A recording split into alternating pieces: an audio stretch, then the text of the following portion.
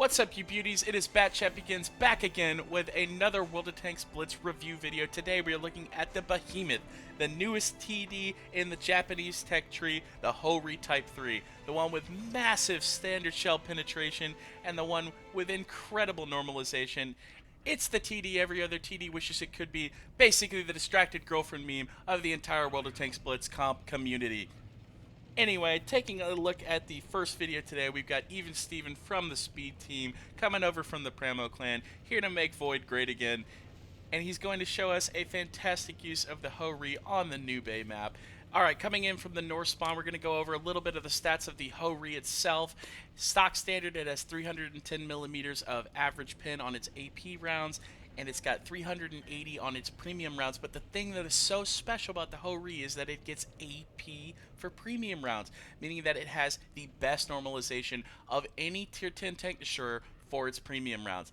And it is just a fantastic tank when it comes to slamming those shells in, dealing its unique 560 alpha damage at tier 10. Now, while this tank excels at being aggressive towards the later game, it cannot be as aggressive towards the early game because it does not have the armor. The armor is quite troll, but I would liken it to a Jagdpanther 2, whereas you're not going to bounce people who are really taking their time to aim at you.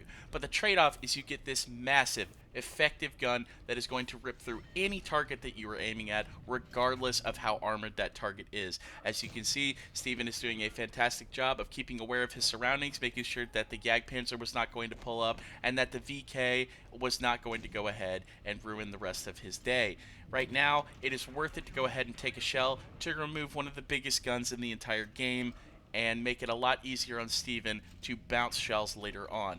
He now no longer has to deal with a tank that has almost 400 millimeters of premium penetration. He can instead focus on a tank that has the lowest DPM in tier 10. And now he's going to chase away the STB, putting a nice HE shell into the rear of that vehicle. And now the VK is going to have to deal with a tank that has much more DPM than him and much more effective DPM at that. Now, what do I mean when I say effective DPM? Effective DPM is DPM that you know is going to count. DPM with high penetration guns that is almost certainly going to pin the enemy tank. While mediums may have very high relative DPM, their effective DPM is lower, especially if you're running rammer, because they're not going to be able to pin all of their shots on reload as consistently as a tank like the Hori can. Moving on from technical definitions, we are going to get into our second game of the day, a game that was sent in by DarkMagicianGirl, now from the Pincer clan, showing us the second highest damage ever recorded in this tank on the NA server. This is going to be a fantastic second look at what the Hori can be very good at. Now, EvenSteven showed us a game where the Hori was moderately passive-aggressive, playing middle line, playing support vehicle. Now, what DMG is going to show us today on the Castilla map during this battle is what the Hori truly excels at, which is being a red line support vehicle, a deadly sniper, somebody that is going to be damaging enemy tanks very, very often from a safe spot in the distance. The Hori might be able to be aggressive later game, but what it truly excels at is being a nuisance from the very get-go. This is the perfect map for the Hori to go ahead and lay the hurt on enemy vehicles that are trying to take positions on the heavy side of the map, and DMG is going to show us just how effective the Hori can be. Unfortunately, one of the drawbacks of the Hori is that it does not have a ton of gun depression, and it does not have a ton of gun elevation. But what it does have in spades is an effective gun. Two things that I would recommend you often do in this tank, and that is to think about your positioning almost constantly. And the second thing is to try and remain hidden. Try to stay away from being the enemy's tank that they focus, because this tank, if it can be left alone, can be one of the most effective tanks in the entire game. And that is why it is quickly becoming the tank that most comp players are going to be using during the Twister tournament. As you can see, DMG is having almost no problems penetrating some of the most heavily armored tanks in this game. The IS-4 from a distance, the IS-7, no problem at all. He's not even getting spotted because this thing has a fantastic camo rating, meaning that this even beats the grill out for effective DPM. The grill would have undoubtedly been spotted in these scenarios because it has such terrible camo value, but the Hori just goes to show you how incredible this tank is and how useful it is, because it's not getting spotted and it is still laying down a massive amount of DPM into these enemy heavies that are trying to be even somewhat aggressive. Now DMG does need to be careful because the enemy mediums are winning the hillside. And this is a really big problem for the Ho-Ri because, as I said, you don't want to be fighting multiple tanks at a time with this tank destroyer. It is not armored on the sides, and the profile of the tank is quite large, meaning that there is a very good chance that you're going to get shot because you're a very easy target to hit. Fortunately for DMG, the FV215B183's view range is not good enough to spot the Ho-Ri from where he was at. He does put in a very nice shell, but now he has to play more and more passive. He cannot afford to trade health at this point in the game. He needs to focus this STB-1. He needs to take out the 183, or he needs to go to the heavy side and help his friendly team clear these tanks out. Unfortunately, his heavies are quickly evaporating under the pressure that the enemy team is generating. We've noticed a Badger, and we can see a Grill 15 as well. You're going to see a bit more of that HE in action here as he goes ahead and shoots the grill. Now the biggest thing that DMG needs to keep in mind here is that he is losing all support that he once had. He has no more heavy tanks to go ahead and take the focus of the enemy team, meaning that he does need to go ahead and back up and try to put himself in a more advantageous position to deal with the 3 tanks that are now potentially rushing his position. He is going to go ahead and do a very good move here. He's going to turn his tank around and he's going to back up into the safety of a little hill that he has behind him.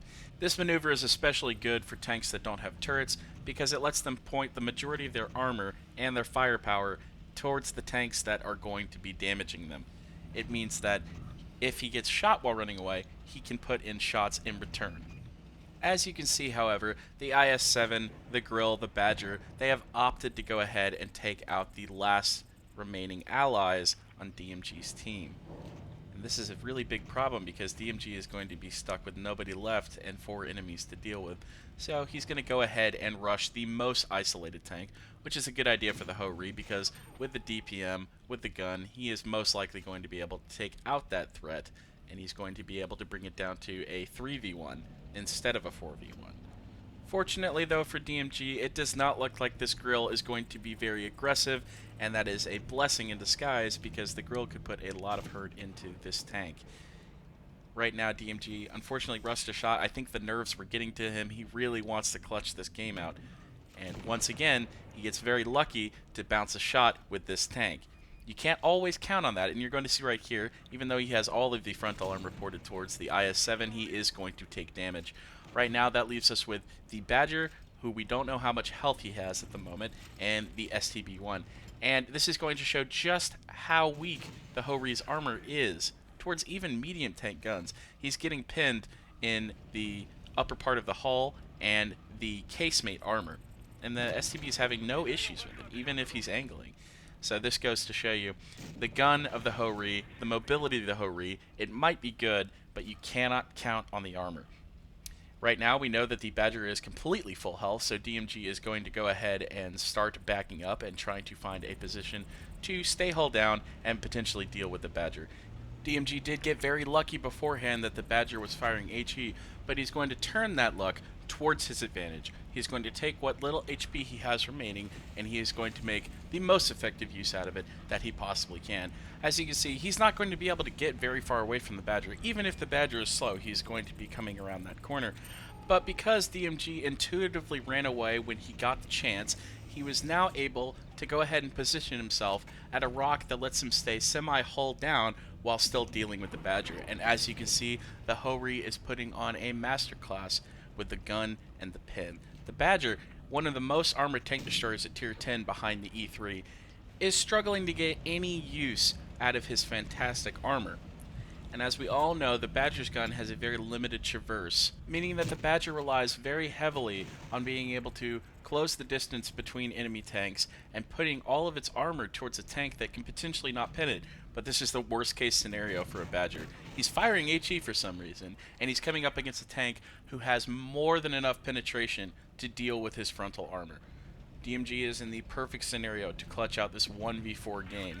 This Hall of Fame damage, this absolute record that is going to stand for quite a long time because not a lot of people are playing the Ho-Ri because they can't quite get the hang of it. But hopefully this game was able to teach you guys just how strong the Ho-Ri can be in even the worst scenarios for the tank. I just want to go ahead and thank EvenSteven and DarkMagicianGirl for their contribution to this video. You guys had some fantastic games, and I know we all enjoyed watching them. Guys, if you enjoyed that video, make sure to like and subscribe. All relevant links will be down in the description. And I will see you guys in the next one. I still see your shadows in my room. Can't take back the love that I gave you. It's to the point where I love and I hate you, and I cannot change you, so I must replace you. Oh, easier said than done. I thought you were the one listening to my heart.